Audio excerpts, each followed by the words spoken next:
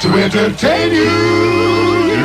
So people, take your seats and get ready for the treat, 'cause we're ready, one, to get on with the show. Yeah, show. Now to get on with the show. Yeah. Ladies and gentlemen, the Dramatics. Look here, let me tell you something, man. Like, it is absolutely a DJ's dream to sit in a studio with a group like the Dramatics and hear you guys tune up for a tune. And you come on the radio and you hit that bad boy like you've been singing it together ever since day one. I do mean day one. It's the reality to see that you be the greatest that ever did it. Yeah, no, Mo, you strong, man. Let me tell you this, man. And, man, this is about the Dramatics now. I know it's about Dramatics and you and all your fans and listeners. But let's just say this the way it is. You put the call out, because you know usually we come one at a time. Well, we came together tonight. Lord has blessed us to be together tonight. And for Detroit and for all the metropolitan area, for all your listeners, we came to do it for a reason. Tonight we're going to serve you with great music, not only from Dramatics, but all the songs and the artists that we love. It's going to be about the Dramatics for a long time. For a long time. Hey, man, for a long time. It's going to be about the Dramatics. Well, man, it's really been a blessing, man. I swear to you, man. Thank you, Mojo. You got that mojo working, bro. L.J. Reynolds. Yeah. Yes. Well, look here, man. Tell me, it is really something to sit back, kick it out. We kick back. Yeah. Have a dream. Yeah. And it's been our dream. Have a dream about going out there on that stage, entertaining, enriching the culture of the world, globe-trotting, educating. Look, it is absolutely fantastic to have a dream and to have that dream come true, and to be able to step inside of that dream and watch it come alive, so that you can forever relive those immortal words. What you see is what you get. Hey, you get off my mountain because we're coming.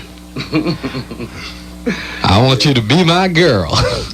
Look here, let's talk about the Dramatics and how the Dramatics got started. Let's talk about the Dramatics before the D was there. When the D stood for dream and not Dramatics.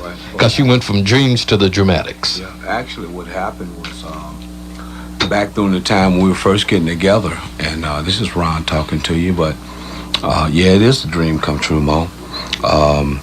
We were sitting there, and at the time, you know, we come through the era of the Motown era, when we were blessed with the talents of Temptations, Contours, Miracles, Marvin Gaye, Stevie Wonder, Dinah Ross, the Marvelettes, Junior Walker, Jimmy Ruffin, all of those, man, the Four Tops.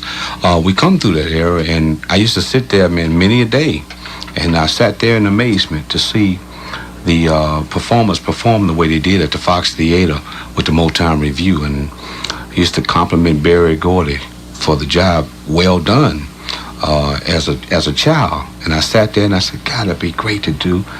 It became something that I wanted to do. And the first record, even before the first record, when we talk about the name, at that time, like, Temptation was so powerful. See, you could have any name that rhymed with temptation. Shun. T-I-O-N. You know, sensations, persuasions, sanctions, sanctions. In all those, we went through all of those, and I'll never forget it. We had just got with Golden World Records, which was started by Mr. Ed Wingate here in Detroit, with Joanne Braden and so many of them, man. J.G. Barnes was there. George Clinton in Parliament, they were there. Thelma and Joyce Vincent, who became Dawn. Pat Lewis and Sweet Butter Soul, that used to back up Isaac Hayes. Fantastic Four with Sweet James. And we came up through that era, right? And so we kind of put the names in a hat. We had did a a cabaret here, Mo, at a place called Mr. Kelly's.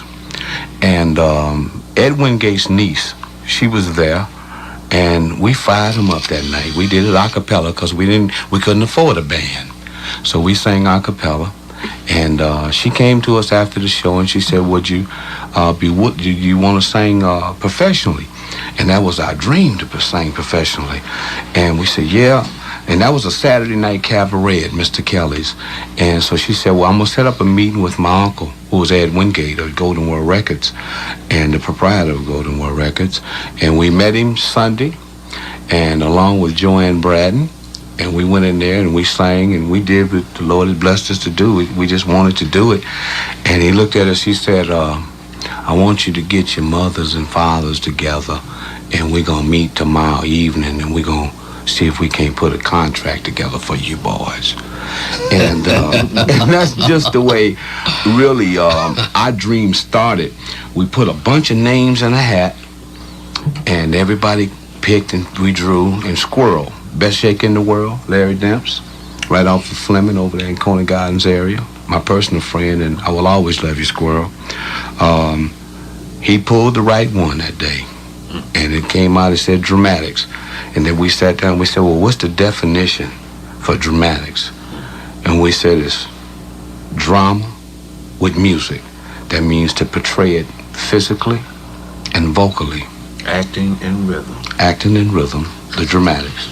And that was the beginning of the dramatics, Mo.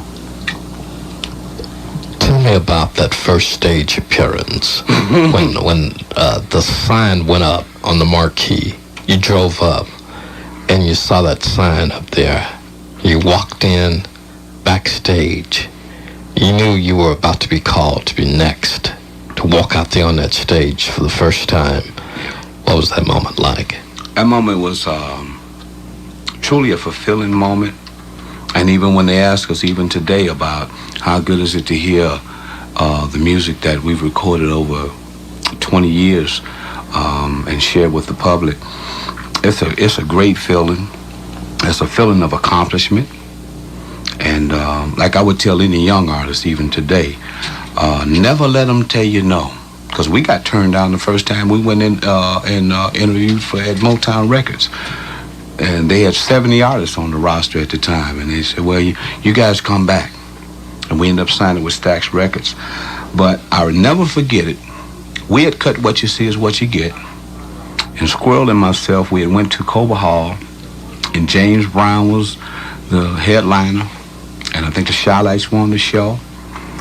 A couple other entertainers were on the show. But James was on stage. James slid across the stage to the right. And the people said, yeah.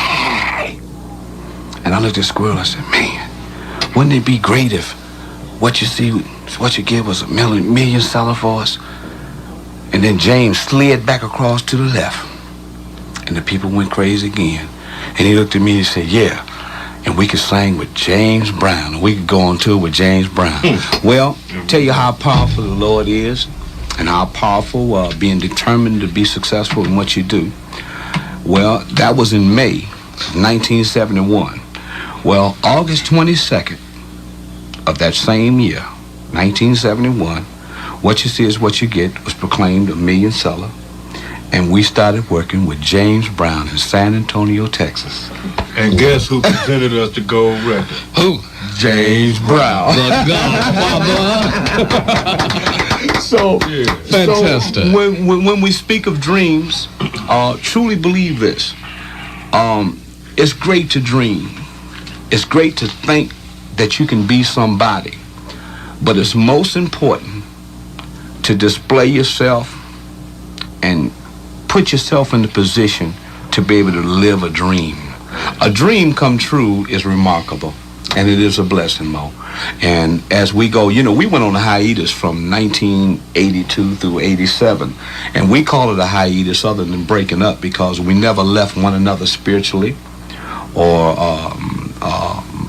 in a positive state for dramatics, because we always believed in ourselves. We had just got off into the business and to the industry, and everybody had kind of grown in their own ways, and there was other things that we wanted to exploit. And then we really got tired of, we were kind of frustrated in the early 80s, because we were not given our due as far as we were concerned, because we had worked very hard, and they would try to, they didn't want to pay us what we thought we were worth. We went through a lot of trying times, of trial of tribulation. Mental agony. Let's say it, mental agony, whatever you want to call it. But we went through a hiatus, and we just decided before we started getting in one another's throats, let's just go and disperse this for right now. But we kept in communication with each other, and that's why we call it a hiatus for the Dramatics. 1982 to 1987. Then we got back together in 1987, and we did a reunion tour and an album that featured the single One Love Ago. And much to our amazement, and I've got to say it this way, because much to our amazement, as we traveled and went on tour nationally and internationally and domestically, the receptance and the crowd response, I will never forget it. I forget what show. I think we played here at the Premier Center then. And when the first time that we came back to Detroit, and we went back into the dressing room, and it was the first show was over. And man, we had a ball. And the people were just, perfect as far as supporting the artists. And us being from Detroit, to be received once again. See, Detroit was the launching pad for the Dramatics, even though we were broke nationally with what you see is what you get. To see the people at home receive you once again, the way that they received us from the beginning and the conception of Dramatics in 1971, to see them do the same and give us the same response and the same support in 87. Man, we sat there between shows and we looked at each other, we said, hey man, maybe this is what we're supposed to do. Okay? And since then, man, I really, when we go to the show now, I can't wait till they sit down. Because as soon as they sit down, I know I can go to work. I can start entertaining. Look, I think that a lot of people would join me in saying this. The Dramatics, ever since I've been in the city, collectively and individually, you've been one of the most approachable groups. You've been superstars, and you knew it, and the public knew it, but for those brief moments that they encountered you, you never acted that way, and they just treated you like, what's up, Ron? What's up, Lenny? Right. What's up, LJ? Yeah. Steve. What's up, Steve? Willie. Yeah, Squirrel. Yeah. It's like they just walked up to you, and you guys can go anywhere you want to go. Sure, people are glad to see you. Yeah. And they know That's a comfort. the history of the Dramatics. But I think it's nice to be able to go around the world and still stay at home. Yeah, it is, man. You know what I mean? I mean, that's something. It's remarkable, man. As a matter of fact. It's okay. Let's talk about going around the world. In 80 days. In 80 days. Shake hands with everybody. Well, that D for dreams, D for dramatics, D for Detroit. That's a good one. 3D. 3D. The ambassador, yeah. I like that. In 3D, the ambassadors from the Motor City to the world, the Dramatics. As a group, you guys have been there since the days of Stax Records. You've been through different record companies. You've had your ups and your downs. But tonight, we're all together, and that is incredible and remarkable. L.J. Reynolds, when you go on stage and you start singing, you look out there at that audience, and you know what you want to do to them, you know what you want to do for them.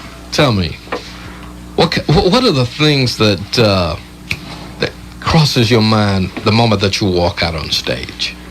We've been so many places in our life and times. We sung a few 100,000 million songs. We made some bad rhymes. Sing it, son. We've acted our life on stages with 10,000 people watching us. But now we're together. And tonight, we're singing that song just for them. And you know what? That is basically what's on my mind. You're listening to Electrifying Mojo, Rare Moments. If you like this video, hit the like button. If you wish to subscribe, hit the subscription button. If you like this video, hit the like button. If you wish to subscribe, hit the subscription button. Level sometime will be 8+34, and as you cut off the 9er plus 0, 9er, like 8+34, 9+09, 4 meters COI. Mark, you have that 4 meters COI now. Roger, 4 meters COI.